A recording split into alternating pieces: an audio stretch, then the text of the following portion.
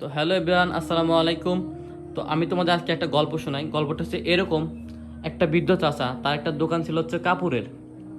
তো সে প্রতিদিন দোকান খুলে বসে থাকতো, সকাল থেকে সন্ধ্যা অবধি পর্যন্ত বা রাত অবধি পর্যন্ত, কিন্তু তার দোকানে একটা কাস্টমারও আসতো না।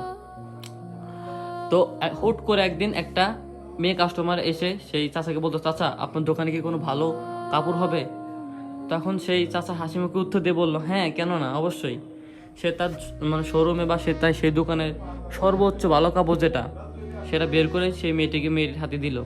এখন সেই মেয়েটি তার মুখের দিকে তাকিয়ে বলতো, চাচা আমার কাছে না পর্যাপ্ত পরিমাণ টাকা নেই। তো সেই বৃদ্ধ লোকটি হেসে বলতেছে যে, মা তুমি যার জন্য কাপড়টা নিবা, তখন সেই মেয়েটি বলল, চাচা আমি যে মায়ের জন্য কাপড়টা নিব। তখন সেই বৃদ্ধ লোকটি হেসে হেসে উত্তর দিল, ঠিক আছে মা, সমস্যা নাই, তুমি কাপড়টা নিয়ে যাও। তোমার মায়ের মুখের হাসিটা হচ্ছে আমার প্রোডাক্টের দাম বা আমার প্রোডাক্ট এটা। তো তখন সেই মেয়েটি হাসি মুখে কাপড়টা নিয়ে তার মায়ের কাছে গেল। সেই মেয়েটি 2 থেকে 3 মাস পর প্রতিষ্ঠিত হয়ে সেই বৃদ্ধ লোকের চাচার কাছে আসলো। এসে বললো, চাচা আপনার দোকানের প্রতিটা প্রোডাক্টই আমি আজকে কিনে নেব।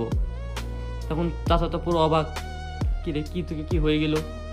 তো সেই মেয়েটি উত্তর দিল, চাচা আপনি আমার একদিন আমার মায়ের জন্য একটা শাড়ি দিয়েছিলেন।